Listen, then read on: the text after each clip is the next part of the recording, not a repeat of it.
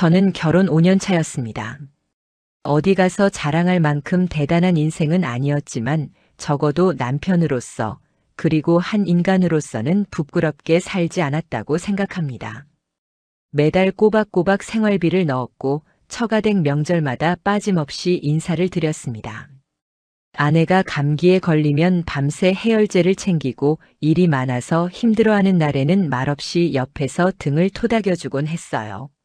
사소한 말다툼이 있어도 제가 먼저 미안하다고 말했고 늦게 들어가는 날이면 미안한 마음에 꽃 한 송이라도 사들고 들어갔습니다. 아내는 처음엔 그런 제 노력을 고맙게 받아줬습니다. 손을 꼭 잡아주면서 이런 사람이랑 결혼하길 참 잘했다고 말해주던 시절이 있었어요.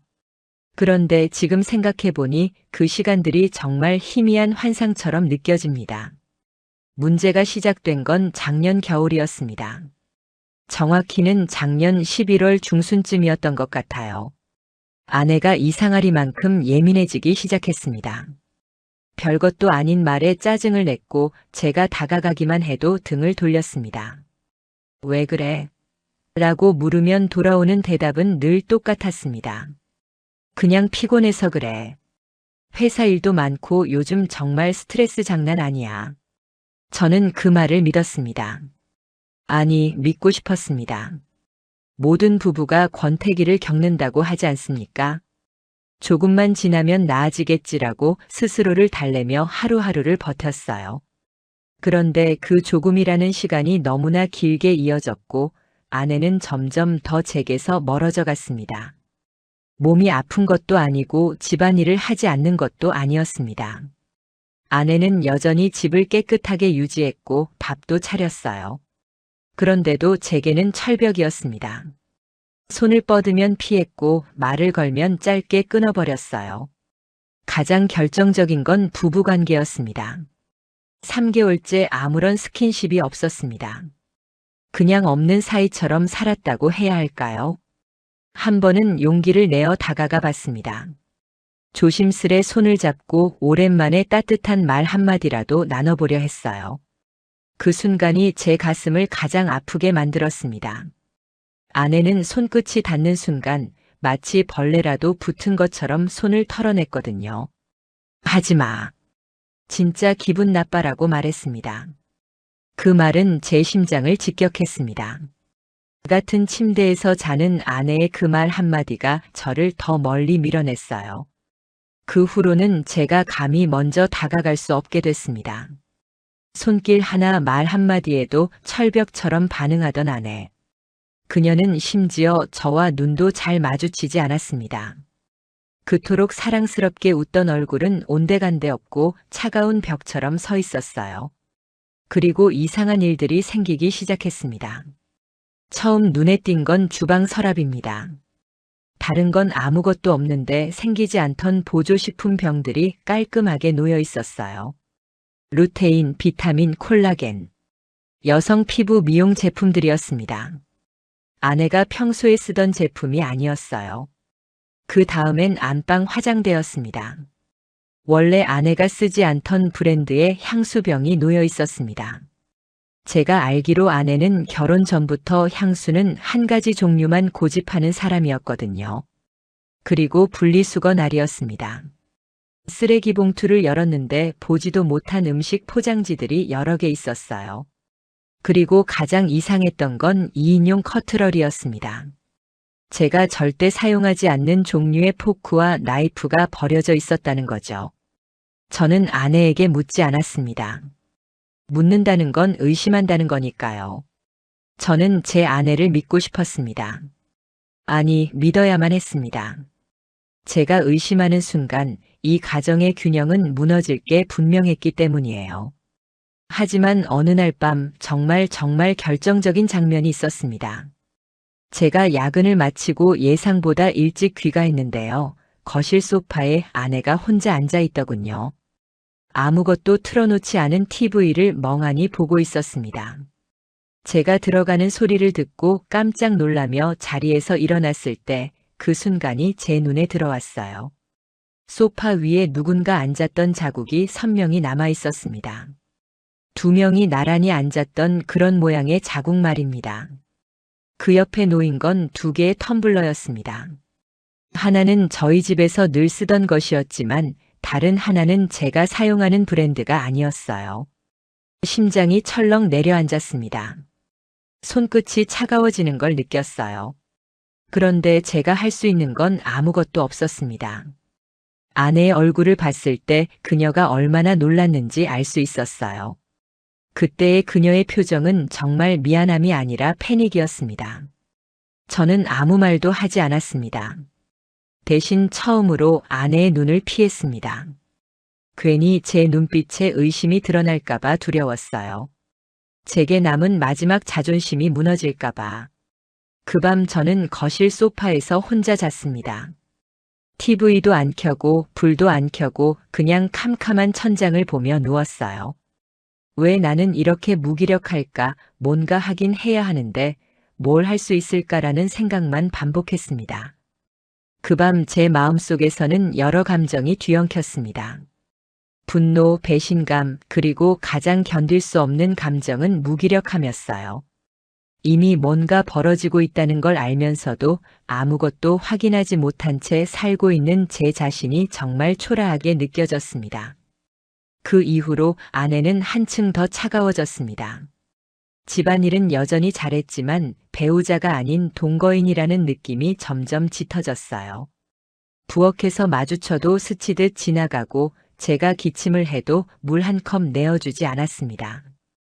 오히려 제가 감기에 걸려 누워있던 날 그녀는 자기 방에서 문을 꼭 잠그고 아무런 말도 하지 않더군요.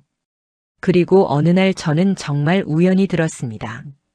아내의 방에서 나는 작은 목소리, 전화를 하는 듯한 음성이었어요. 제 발걸음이 자동으로 그쪽으로 향했습니다. 아내의 방문이 닫혀 있었는데 가까워지자 목소리가 뚝 끊겼습니다. 그리고 뭔가 급히 끄는 소리가 들렸어요. 몇 초 후 문이 열렸고 아내는 정말 놀란 얼굴로 저를 쳐다봤습니다. 제 목구멍이 조여왔지만 저는 그냥씩 웃고 커피 마실래?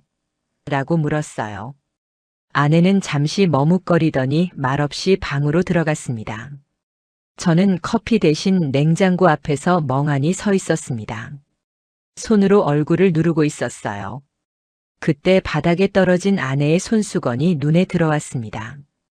조심스레 집어들고 냄새를 맡았습니다. 제가 모르는 향이 스며들어 있었어요. 익숙하지 않은 분명히 다른 사람의 향기 같은 냄새였습니다. 그 향기는 제 모든 의심을 확신으로 바꿔놨습니다. 그 손수건의 향기를 맡은 그 이후로 제 세상은 완전히 바뀌었습니다. 더 이상 의심만으로는 버틸 수 없었어요. 저는 매일 밤 잠을 이루지 못했고 회사 일에도 집중할 수 없었습니다. 하지만 표면적으로는 아무 일도 없는 척 해야 했습니다. 아내 앞에서는 웃어야 했고 대화를 나눠야 했어요. 그것이 제가 할 수 있는 유일한 방법이었습니다. 저는 아내의 일상을 더 자세히 관찰하기 시작했습니다. 언제 나가는지, 얼마나 오래 있는지, 누구와 만나는지. 처음엔 무작정 추적하는 건 아니었어요. 그냥 집에서 일상을 관찰하면서 패턴을 찾기 시작했다고 할까요? 재택근무를 하던 아내는 점점 더 외출이 잦아졌습니다. 처음엔 월요일부터 금요일 중간중간 외출을 했어요. 회사 일이 있다고 했습니다. 팀장님이 갑자기 미팅하자고 불렀어. 고객사 방문해야 해 같은 말들이었죠. 저는 그 말을 믿고 싶었습니다. 진짜로요. 근데 뭔가 이상했습니다. 아내는 외출 전에 지나치게 꾸미기 시작했거든요. 업무 미팅만 가는 건데 왜 메이크업을 짙게 하고 옷도 유독 신경 써서 입을까요? 저는 그걸 눈여겨봤습니다. 몇 번을 관찰하다 보니 패턴이 보였어요. 월요일, 수요일, 금요일 오후 2시부터 5시 사이. 아내는 이 시간대에 거의 어김없이 나갔습니다. 그리고 돌아올 때는 항상 약간 들뜬 표정이었어요.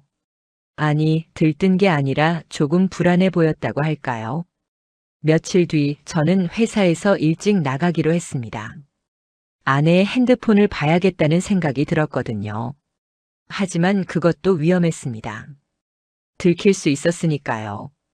그래서 저는 다른 방법을 생각하기 시작했습니다. 퇴근길에 마트에 들렀습니다. 그곳에서 아파트 단지 입구에서 우연히 이웃 아주머니를 만났어요. 아파트에서 자주 봤던 분이었습니다. 엘리베이터에서 몇 번 스쳐 지나간 정도죠. 아주머니가 먼저 인사했습니다. 어머, 집에 일찍 오셨네요. 그리고 그 다음 말이 제 온몸을 얼어붙게 만들었습니다. 아내분 친구분이 요즘 자주 오시던데 낮에도 같이 들어가시는 거 여러 번 봤어요. 괜찮으신 거죠? 제 머리가 하얗게 지워지는 느낌이었습니다. 네, 친구요? 라고 물었을 때 제 목소리가 떨렸나 봅니다. 아주머니가 웃으면서 말했어요. 네, 남자분이신 것 같던데. 용모도 단정하고 자주 드나드셨어요. 혹시 회사 동료세요? 저는 어색하게 웃으며 대충 고개를 끄덕였습니다. 마트를 나와 집으로 가는 길 제 다리가 천근만큼 무거웠어요. 그 남자는 뭐고 그 남자가 정말 자주 왔단 말인가. 낮에도 제가 없을 때도 그런데 아내는 왜 말을 하지 않았을까. 집에 도착했을 때 제 심장은 미친 듯이 뛰고 있었습니다. 현관문을 열고 들어서는 순간 온몸에 소름이 돋았어요. 정말 누군가 다녀간 듯한 집의 분위기가 느껴졌습니다. 거실의 공기가 달랐어요. 향수 냄새가 더 진했습니다. 그리고 제가 외출 전에 놓고 갔던 슬리퍼의 위치가 다르게 정렬되어 있었습니다. 분명 제가 신발장 옆에 놓고 나갔는데 지금은 거실 한가운데 놓여 있었어요. 그날 밤 저는 거실 소파에 앉아 한참을 생각했습니다. 모든 정황이 말해주고 있었죠. 아내가 뭔가를 숨기고 있었고 그 무언가는 단순한 실수나 우연이 아니었습니다. 계획적인 무언가였어요. 저는 고민 끝에 하나의 결심을 했습니다. 더 이상 감정으로만 움직이지 않기로요. 이제는 확실한 증거가 필요했습니다. 그래야만 제가 바보처럼 느껴지지 않을 것 같았어요. 단순 의심만으로는 끝없이 끌려갈 뿐이니까요. 그리고 법적으로도 조치가 필요했습니다. 혹시 모를 상황에 대비하기 위해서 저는 조용히 계획을 세우기 시작했습니다. 아내에게 내색은 전혀 하지 않았어요. 오히려 더 따뜻하게 대했습니다. 밥도 챙겨주고 가벼운 농담도 던졌어요. 저는 연기를 시작했다고 할 수 있죠. 아내가 속고 있는 동안 저는 이 집을 다르게 보기 시작했습니다. 일주일 뒤 저는 옛날 회사 동료에게 연락을 했습니다. 그 친구는 작은 택배 대행업을 하고 있었어요. 동네 방방곡곡을 다니는 일을 했으니 정보가 많을 거라고 생각했거든요. 커피숍에서 만났을 때 저는 조심스레 질문했습니다. 너 일하면서 CCTV 관련해서 좀 아는 게 있어? 친구가 의아해하며 물었어요. 왜? 뭐 하려고? 저는 가짜 이유를 댔습니다. 집에 소품 배치 문제가 있어서. 안전 문제도 있고 혹시 아파트에 공개된 CCTV 있는 곳이 뭐가 있는지 알고 싶어. 친구는 웃으면서 말했어요. 아, 그런 거면 물론이지. 아파트 단지 입구 엘리베이터 홀, 그리고 지하 주차장, 주변 편의점 같은 데 있지. 근데 왜 갑자기 그런 걸? 그냥 혹시 모를 상황 대비. 친구가 더 이상 묻지 않았습니다. 제 표정을 본 듯합니다. 뭔가 진지한 상황임을 알아챘던 거죠. 그날 밤 저는 인터넷을 켜고 조사를 시작했습니다. 초소형 카메라, 음성 레코더, IP 카메라. 가격표를 보며 한숨이 나왔어요. 적지 않은 금액이었습니다. 하지만 그것도 필요한 투자라고 생각했습니다. 이튿날 저는 새로운 전자제품 계정을 만들어 주문을 시작했어요. 제 신용카드가 아닌 회사에서 받은 상품권으로요. 흔적을 남기고 싶지 않았습니다. 주문 후 며칠간 기다리는 일이 무척 길게 느껴졌어요. 하지만 그 와중에도 저는 집 구조를 더 자세히 살펴봤습니다. 거실에서 주방이 보이는 각도, 안방 문을 통해 들리는 소리의 범위, 현관 옆 화분의 위치. 모든 것을 머릿속에 입력했습니다. 장비가 도착한 건 일주일 뒤였어요. 소포를 받을 때 손가락이 덜덜 떨렸습니다. 이걸 설치하는 순간 저는 돌이킬 수 없는 선을 넘는 거라는 생각이 들었거든요. 하지만 물러날 수는 없었습니다. 아내의 손수건에 묻은 향기, 아주머니의 말, 슬리퍼의 위치 변화. 모든 게 제게 행동할 이유를 줬어요. 그날 오후 저는 아내가 나가는 걸 확인했습니다. 화장을 짙게 하고 옷도 예쁘게 입은 그 모습. 저는 소파에 앉아 그 뒷모습을 봤어요. 그리고 문을 닫는 소리를 들으면서 생각했습니다. 이제 시작이다. 아내가 나간 뒤 저는 택배를 풀기 시작했습니다. 소포 안에는 생각보다 작은 기계들이 들어 있었어요. IP 카메라는 손가락 한마디 정도의 크기였고 음성 레코더는 더 작았습니다. 제 손이 떨렸습니다. 이 작은 것들이 제 삶 전체를 바꿀 거라는 생각이 들었거든요. 저는 침실에 불을 끄고 거실로 나갔습니다. 책장 앞에 섰을 때 정말 오래 고민했어요. 이 선을 넘으면 돌아올 수 없다는 생각 때문이었죠. 하지만 그 순간 제 머릿속에 떠올랐습니다. 아내의 손수건에 묻은 낯선 향기, 현관 앞에 두 사람, 슬리퍼, 거실 소파의 흔적들. 모든 게 저를 밀어냈어요. 저는 책장의 한쪽을 살펴봤습니다. 뒤쪽에 충분한 공간이 있었어요. 책 한 권을 뒤로 밀고 그 틈에 카메라를 설치했습니다. 각도를 조정하는 데만 10분이 걸렸습니다. 거실 전체가 보여야 했거든요. 특히 소파와 주방 입구가 명확하게 들어와야 했어요. 주방으로 옮겼습니다. 후드 아래의 자석 틈에 음성 레코더를 붙였어요. 손으로 부드럽게 들어맞췄습니다. 그리고 현관 옆 화분이었습니다. 흙 위에 조심스레 카메라를 묻었어요. 화분이 자연스러워 보이도록 하지만 현관을 명확히 볼 수 있도록. 작업을 마친 뒤 온몸에서 땀이 흐르고 있었습니다. 손도 떨렸어요. 제가 한 일의 무게가 느껴졌습니다. 이제 저는 범죄자처럼 느껴졌거든요. 아니, 최소한 뭔가 크게 잘못된 일을 한 것 같았어요. 저는 핸드폰을 들었습니다. 카메라 앱을 켜고 각 기기를 연결했습니다. 화면에 거실이 뜨자 정말 이상한 느낌이 들었어요. 내 집인데 남의 집을 보는 기분이었습니다. 모든 게 낯설었습니다. 그 밤은 정말 길었어요. 저는 침대에 누웠지만 잠은 자지 못했습니다. 핸드폰 화면을 계속 들었다 놨다를 반복했죠. 화면에는 텅 빈 거실이 보였습니다. 불을 다 끈 거라 어둡기도 했어요. 하지만 저는 계속 지켜봤습니다. 무언가 나타나기를 바라면서 동시에 아무것도 나타나지 않기를 바라면서 아침이 밝았을 때도 아내는 돌아오지 않았습니다. 저는 침대에서 일어나 아침을 먹었어요. 냉장고에는 아내가 준비해둔 반찬이 있었습니다. 그 음식을 먹으면서 혀가 제 입안에서 움직이지 않았습니다. 다 똑같은 맛으로 느껴졌거든요. 회사에 갔을 때도 제 머릿속에는 화면만 있었습니다. 회의 시간에도 카메라가 무엇을 담았을까만 생각했어요. 점심시간에는 화장실에 들어가 몰래 핸드폰을 켰습니다. 여전히 텅 빈 거실이 보였어요. 저는 한숨을 쉬었습니다. 그렇게 이틀이 지났습니다. 아무것도 없는 날들이었어요. 그리고 셋째 날 오후 2시 47분. 핸드폰에 알림이 떴습니다. 현관 카메라 움직임 감지됨. 제 심장이 떨어졌습니다. 회의실을 빠져나갔어요. 제가 가는 걸 본 팀장이 뭔가 말하려 했지만 저는 화장실로 들어가 핸드폰 화면을 켰습니다.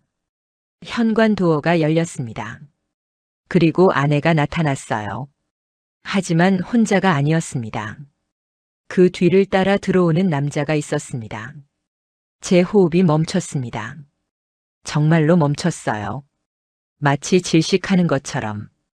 그 남자는 키가 크고 얼굴의 반쯤은 캡모자로 가려져 있었습니다. 하지만 제가 알 수 없을 리가 없었어요. 저는 그 남자의 사진을 본 적이 있었거든요. 아내가 예전에 보여줬던 사진에서요. 회사 동기야. 최근에 이직했는데 요즘 자주 연락해. 아내가 했던 말이 떠올랐습니다. 그 말을 할 때 아내는 아무렇지 않은 표정이었는데 이제 와서 그 표정이 거짓이라는 게 명백했어요. 영상 속에서 두 사람은 자연스럽게 집 안으로 들어왔습니다. 아내가 신발을 벗었어요. 그리고 남자도 신발을 벗었습니다. 마치 이 집이 그들의 집인 것처럼 거실로 향했습니다. 아내가 소파에 앉았고 남자도 그 옆에 앉았어요. 가까웠습니다. 정말 가까웠어요. 어깨가 닿을 정도로. 아내가 일어났습니다. 부엌으로 가는 모습이 보였어요. 저는 음성 레코더의 녹음을 확인했습니다. 소리가 녹음되고 있었습니다. 뭐 마시고 싶어? 아내의 목소리가 들렸어요. 그냥 있는 거 아무거나. 그 남자의 목소리였습니다. 낮은 목소리였어요. 제가 본 그 목소리가 제 집 안에서 울리고 있었습니다. 아내가 돌아왔습니다. 손에는 와인잔이 들려 있었어요. 두 개의 잔을 들고 있었습니다. 아내가 한 잔을 남자에게 건넸어요. 남자가 받았습니다. 웃으며. 저는 화장실 칸막이 안에서 휴대폰 화면을 들었다 놨다를 반복했습니다. 손가락이 차가워졌어요. 정말로 차가워졌습니다. 내가 해준 그 요리 맛있었지? 남자가 말했습니다. 응. 다음엔 내가 해줄게. 아내의 대답이었어요. 제 심장이 조각조각 나누어지는 느낌이었습니다. 그들은 거실에서 와인을 마시며 대화했습니다. 영상의 음성에는 웃음이 섞여 있었어요. 편안한 웃음. 저는 그 웃음을 알고 있었습니다. 결혼 초반 저와 있을 때 아내가 웃던 그런 웃음이었거든요. 30분이 지났습니다. 1시간이 지났어요. 화장실 안에서 저는 움직이지 못했습니다. 동료들이 저를 찾는 문자가 왔을 거예요. 팀장이 뭔가 말했을 거고요. 하지만 저는 아무것도 보고 들을 수 없었습니다. 단지 화면만 봤어요. 아내가 남자의 어깨에 기대었습니다. 가볍게 자연스럽게. 마치 그게 가장 자연스러운 위치인 것처럼. 그 순간 제가 해야 할 일이 명확해졌습니다. 이제는 단순한 의심의 단계를 넘었어요. 저는 증거를 가지고 있었습니다. 명확한 부인할 수 없는 증거를요. 화장실을 나갔습니다. 팀장이 저를 봤어요. 뭐 했어? 얼굴이. 저는 웃었습니다. 최대한 자연스럽게요. 그냥 어지러워서 잠깐 쉬었어요. 팀장은 의아해하는 표정을 했지만 더 이상 묻지 않았습니다. 그날 퇴근길에 저는 조용히 차를 몰고 집으로 향했습니다.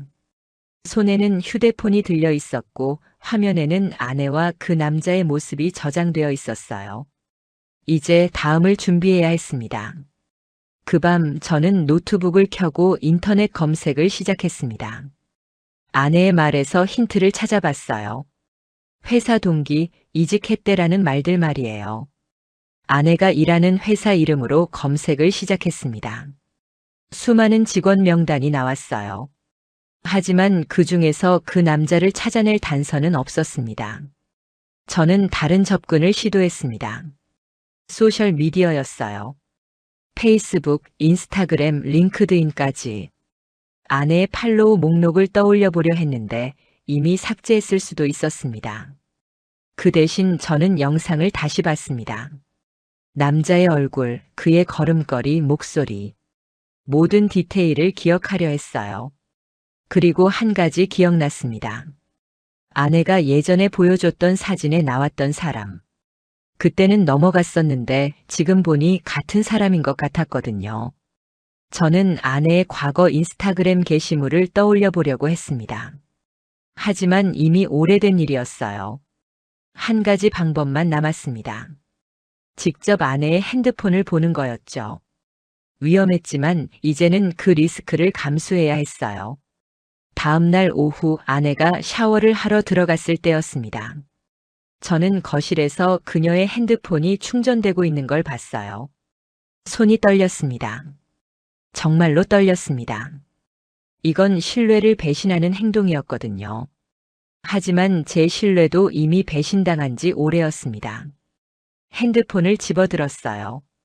비밀번호는 쉬웠습니다. 아내의 생일이었거든요. 카톡 목록이 떴습니다. 많은 친구들과의 대화가 있었어요. 하지만 저는 특정 채팅방을 찾고 있었습니다. 하나를 클릭했을 때 제 가슴이 철렁했습니다. 오늘 몇 시에 집? 3시쯤. 좋아. 날짜를 확인했습니다. 그것이 바로 제가 영상에서 본 날짜와 정확히 일치했어요. 더 위로 올라갔습니다. 수백 개의 메시지들이 있었습니다. 어제 너무 좋았어. 다음엔 뭐 할까? 오늘도 만날까? 그 같은 말들이었어요. 제 손이 더 떨렸습니다. 그리고 한 메시지가 눈에 들어왔습니다. 남편 저녁 늦게 들어와서 괜찮아. 그 사이에 우리 만날까? 제 호흡이 가빠졌어요. 정말로 가빠졌습니다. 제가 야근을 하고 있던 그 시간들이 떠올랐습니다. 아내가 집에 있다고 생각했던 그 시간들이요. 좋아. 그럼 4시 반에 봐. 아내의 답글이었어요. 제 다리가 풀렸습니다. 소파에 앉지 않으면 쓰러질 것 같았거든요. 핸드폰을 내려놓으려다가 잠시 멈췄어요. 한 가지 더 확인해야 할 게 있었습니다. 그 남자의 카톡 프로필 사진을 눌렀습니다. 이름이 나타났어요. 제가 모르는 이름이었습니다. 하지만 그 이름으로 검색할 수 있었죠. 저는 아내의 핸드폰으로 구글 검색을 했습니다. 링크드인이 떴습니다. 그 남자의 프로필이었어요. 사진이 있었습니다. 밝은 미소를 짓고 있는 사진. 회사명, 직책, 학력이 모두 나열되어 있었습니다. 그리고 한 가지 더 있었습니다. 결혼 상태, 기혼. 제 심장이 완전히 내려앉았습니다. 가족 섹션으로 들어갔어요. 부인의 이름 그리고 자녀. 아이들의 사진도 보였습니다. 아직 어린 아이들이었어요. 그 남자는 가정이 있었던 겁니다. 아이 아빠였던 거예요. 제 손이 완전히 떨렸습니다. 샤워 소리가 들렸어요. 아내가 곧 나올 거라는 생각에 핸드폰을 빠르게 내려놓았습니다. 원래 충전되고 있던 자리예요. 저는 가슴을 쓸어내렸습니다. 아내가 수건을 두르고 나왔습니다. 뭐해? 저는 웃음을 지었어요. 그냥 앉아 있었어. 피곤하네. 아내는 더 이상 묻지 않았습니다. 그 밤 저는 자지 못했습니다. 영상 속 그 남자의 얼굴이, 그의 가족 사진이 계속 떠올랐거든요. 다음 날 저는 회사 동료 친구에게 다시 연락했습니다. 저녁 시간에 만났어요. 모임 같은 곳에서였습니다. 도움이 필요해. 친구가 물었습니다. 뭐? 근처 레지던스나 오피스텔 그 앞에 CCTV 있는데 없을까? 아니면 편의점? 친구가 생각했어요. 왜 갑자기? 저는 가짜 이유를 만들었습니다. 그냥 회사 사람이 그 근처 건물에 이사를 했는데 소품 배치 때문에 물어보는 거야. 친구는 잠시 생각하다가 말했습니다. 아, 그럼 이 건물 3개 정도 앞에 코인 세탁소가 있지. 거기 CCTV가 많아. 그리고 편의점도 몇 개 있고. CCTV 영상 같은 거 볼 수 있을까? 친구가 웃었습니다. 뭐 하려는 거니? 근데 공식적인 신청을 하면 경찰에 신고하거나 그런 경우에 가능할 것 같은데. 개인적으로는 글쎄. 저는 고개를 끄덕였습니다. 최소한 위치는 알았어요. 그날 오후 저는 퇴근 후 그 근처를 돌아다녔습니다. 아무 의심을 받지 않도록 자연스럽게요. 편의점에 들어갔다가 물건을 사고 나왔습니다. 그리고 CCTV의 위치를 확인했어요. 코인 세탁소 위쪽에 카메라가 있었습니다. 그리고 그 카메라의 각도로 보면 바로 그 앞에 레지던스 건물 입구까지 보일 것 같았습니다. 저는 헛웃음이 나왔습니다. 비극적인 웃음이었어요. 무언가가 눈에 띄기 시작했거든요. 그 남자와 아내가 자주 들어가는 그 레지던스가 보였던 거죠. 제 예감이 맞다면 그곳이 뭔가 의미 있는 장소일 거라는 생각이 들었어요. 이틀 뒤 제 친구로부터 메시지가 왔습니다. 내가 찾던 그 건물 근처 CCTV 영상 봤어. 최근 영상이 있는데 아는 사람 나오길래 그냥 캡처해 봤어. 필요하면 보낼까? 제 손이 떨렸습니다. 보내줄래? 몇 초 뒤 사진이 왔습니다. 그 사진에는 아내와 그 남자가 나란히 걸어가는 모습이 있었어요. 마트 봉투를 들고 있었습니다. 마치 부부처럼 보였습니다. 정말로요. 그리고 또 다른 사진. 그들이 레지던스 건물에 들어가는 모습이었습니다. 남자가 카트를 밀고 있었고 아내는 그 옆에서 비닐봉지를 들고 있었어요. 자연스러운 동작. 너무나 자연스러운 동작이었습니다. 저는 사진을 몇 번이나 다시 봤습니다. 부인할 여지가 없었어요. 이제 제가 할 일은 명확했습니다. 그날 밤 저는 제가 가지고 있던 영상들을 편집하기 시작했습니다. 불필요한 부분을 제거했어요. 핵심만 남겼습니다. 47초짜리 영상이 되었죠. 거실에서의 모습, 주방에서의 모습, 그리고 마지막. 제 티셔츠를 입은 아내가 그 남자의 팔에 얼굴을 기대며 웃는 모습. 그들의 대화까지 모두 포함되어 있었어요. 다음엔 내가 그 요리 해줄게. 그 말이 명확히 들렸습니다. 저는 카카오톡을 켜고 장모님의 프로필을 눌렀습니다. 손가락이 떨렸어요.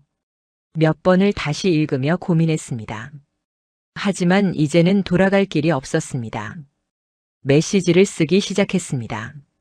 장모님, 따님이 요즘 어떻게 지내는지 직접 한번 보시겠습니까? 영상을 첨부했습니다. 전송을 눌렀어요.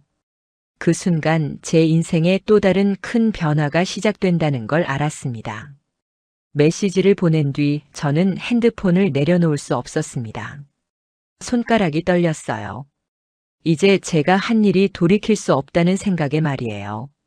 하지만 동시에 어떤 종류의 해방감도 느껴졌습니다. 비밀을 더 이상 혼자 짊어지지 않아도 된다는 생각이 들었거든요. 10분이 지났습니다. 15분이 지났어요. 답장은 없었습니다.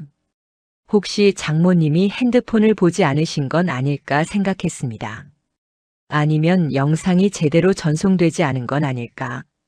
그렇게 생각하고 있던 찰나 전화가 울렸어요. 발신자 장모님. 제 손가락이 굳어졌습니다. 엄지손가락으로 통화 버튼을 눌렀어요. 약간의 정적이 있었습니다. 그리고 장모님의 목소리가 들렸습니다. 하지만 평소 목소리가 아니었습니다. 이게 도대체 무슨 일이야? 목이 메인 목소리였어요. 이게 무슨 짓이야? 저는 말을 할 수 없었습니다. 무엇을 말해야 할지 알 수 없었거든요. 장모님은 계속했습니다. 내 딸이. 그리고 그 순간 뭔가 떨어지는 소리가 들렸습니다. 둔탁한 소리. 휴대폰이 떨어지는 소리 같았어요. 그 뒤로 다른 여성의 다급한 목소리가 들렸습니다. 누구세요? 여보세요? 여기 할머니께서 쓰러지셨어요. 누가 도와주세요. 제 심장이 멈춘 줄 알았습니다. 정말로 멈춘 줄이요. 어머님? 제 목소리는 떨렸어요. 하지만 장모님은 이미 전화를 받을 수 없었습니다. 그 뒤는 정신 없었습니다. 주소를 물어봤고 즉시 병원으로 향했어요. 차를 몰면서 손에 땀이 흘렀습니다. 신호등을 기다리는 게 너무 길게 느껴졌어요. 한 번은 신호를 위반할 뻔했습니다.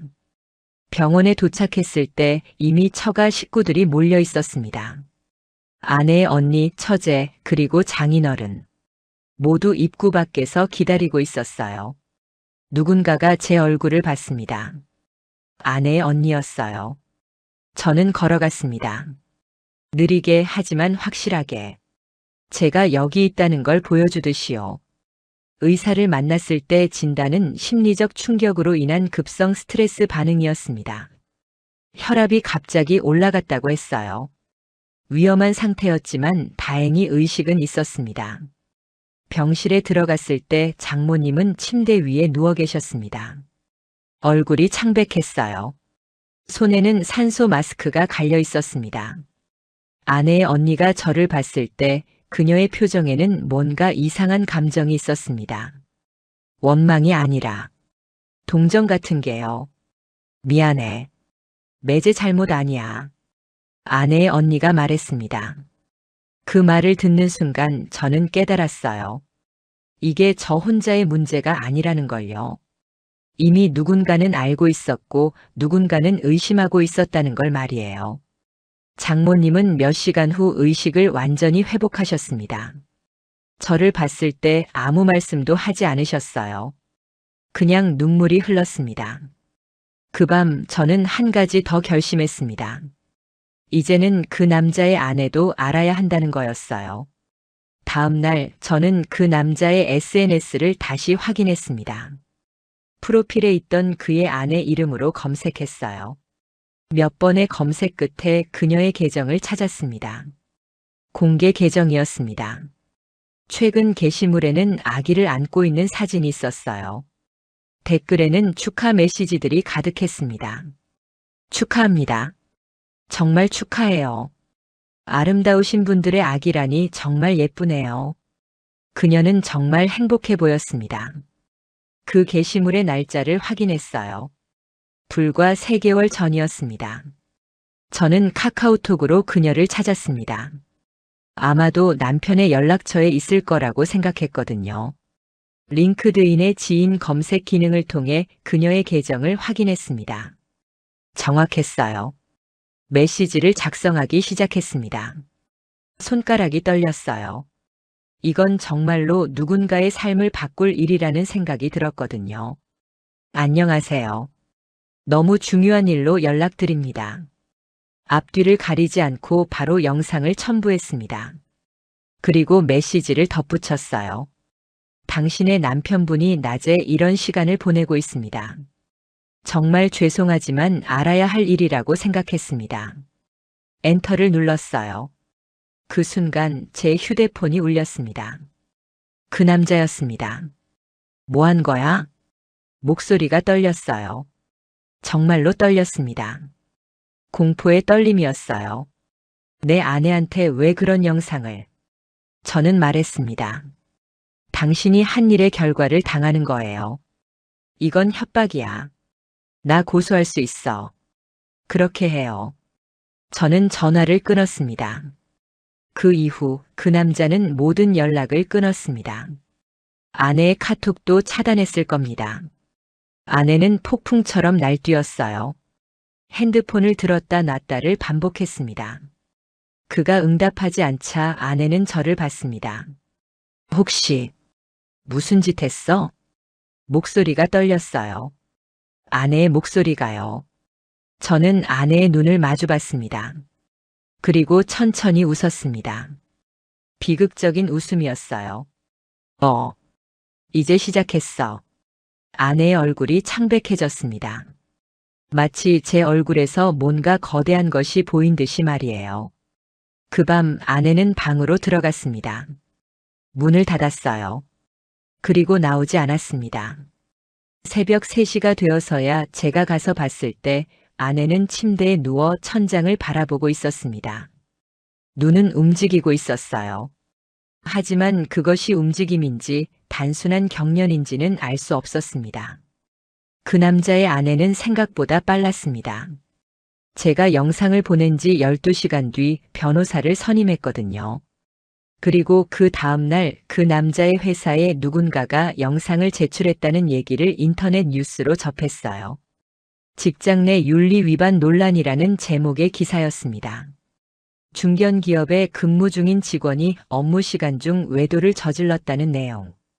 사진과 영상이 첨부되어 있었어요. 가려진 얼굴이지만 저는 누구인지 알고 있었습니다. 그 회사의 대응은 신속했습니다.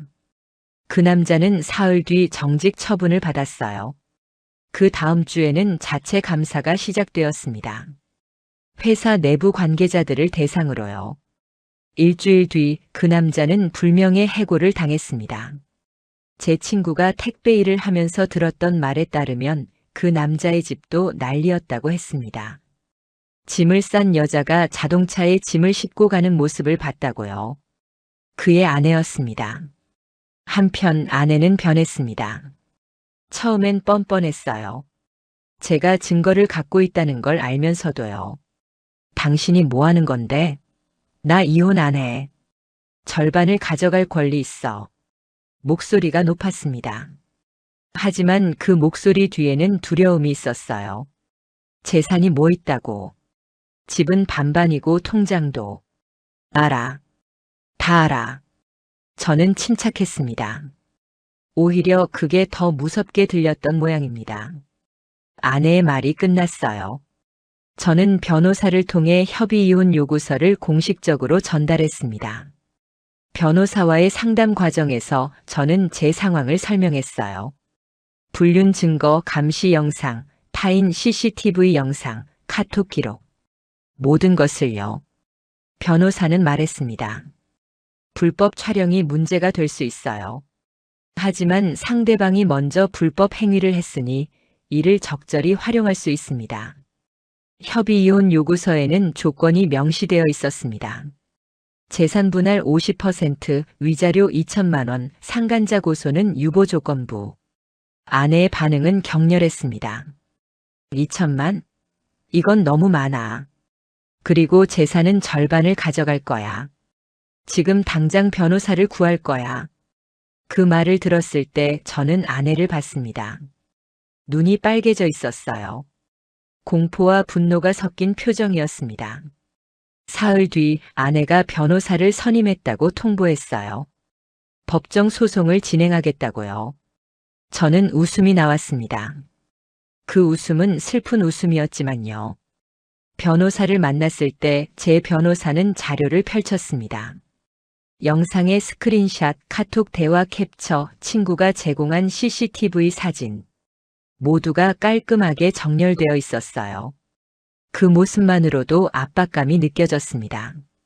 만약 법정까지 가게 되면 이 모든 자료가 증거로 제출됩니다. 변호사의 말이었습니다. 그리고 피고의 부모님께 신체적 충격을 줄 수 있는 상황이 발생했으니 이것도 손해배상의 사유가 될 수 있어요. 물론 상간자 쪽의 배우자도 이미 법적 조치를 취하고 있으니 자산 분할도 복잡해질 겁니다. 저는 고개를 끄덕였습니다. 그리고 한 가지 더.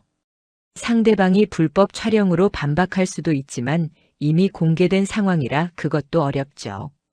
법정에서는 불법이라도 진실성 있는 정보로 인정될 가능성이 높습니다. 이 말들은 아내에게 전달되지 않았습니다. 아내는 제 변호사를 만나지 않았거든요. 하지만 제 변호사가 아내 쪽 변호사에게 보낸 서신에는 모든 내용이 담겨 있었어요. 일주일이 지났습니다. 아내의 변호사로부터 회신이 왔습니다. 위자료를 1,500만 원으로 낮출 수 있고 재산 분할은 협상의 여지가 있다는 내용이었어요. 그건 아직도 충분하지 않았습니다. 저는 회신했습니다. 현재 제시된 조건으로는 협의 이혼이 불가능합니다. 원래 조건으로 돌아가거나 법정 소송을 진행하는 두 가지 선택지가 있습니다. 그리고 추가로 적었습니다. 상간자의 배우자가 이미 상간자 소송을 제기한 상태입니다. 또한 피고의 직장에서도 징계 절차가 진행 중입니다.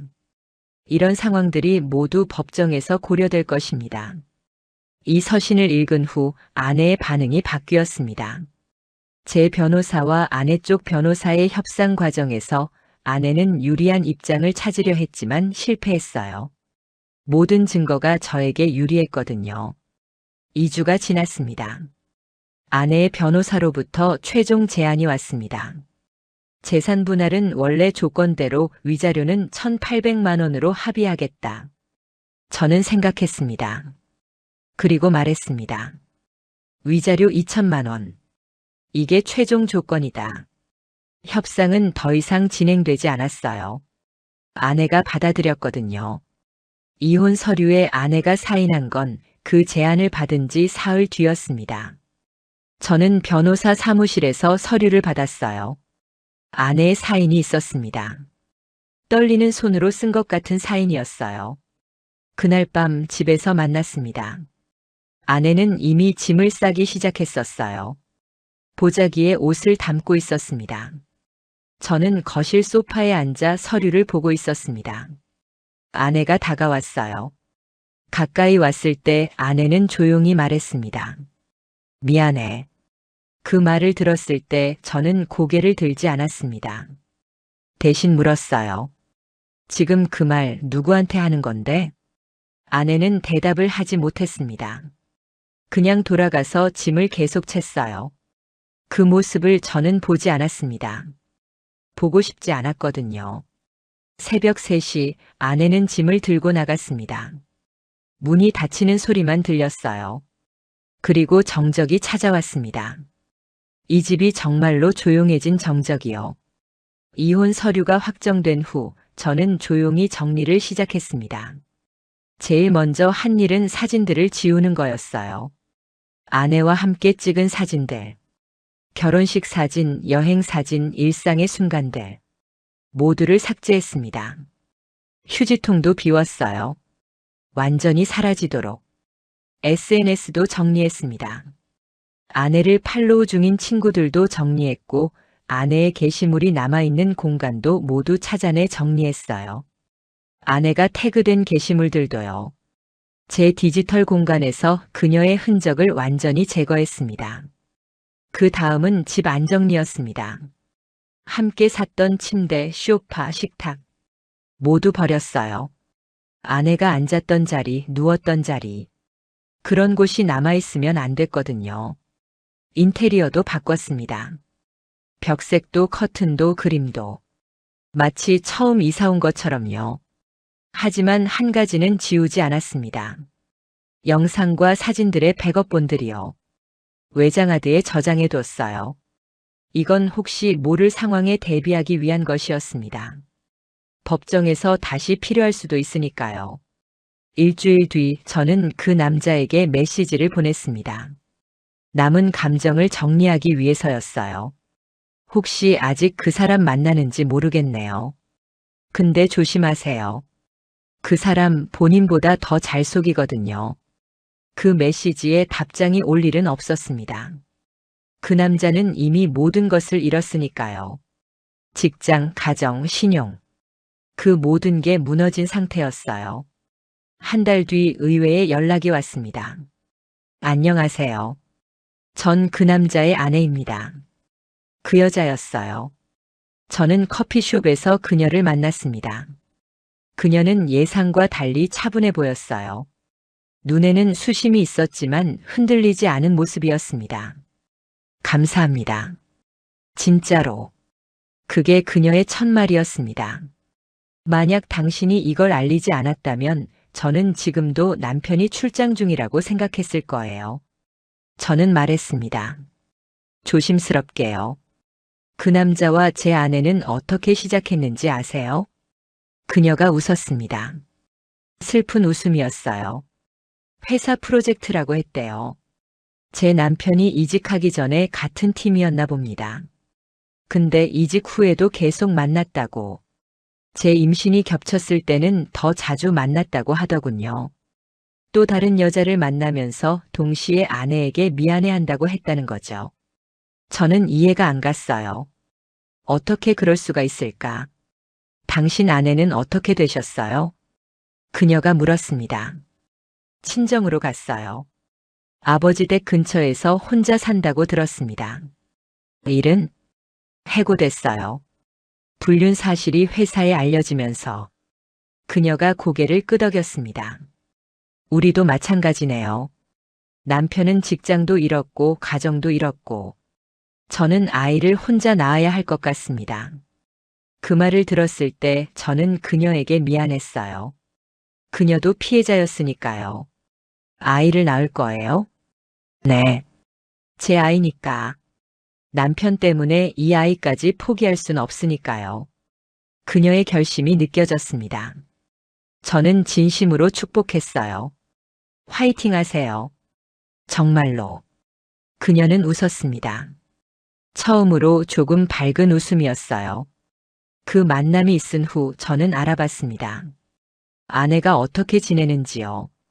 며칠 뒤 처제에게서 연락이 왔습니다. 아내가 부모님 댁 근처에서 혼자 산다고 요즘 일을 찾고 있다고 했어요. 하지만 불륜 사실이 알려지면서 새 직장을 구하기가 쉽지 않다고 합니다. 정규직으로 일했던 그녀가 이제는 계약직이나 파트타임을 알아보고 있다고요.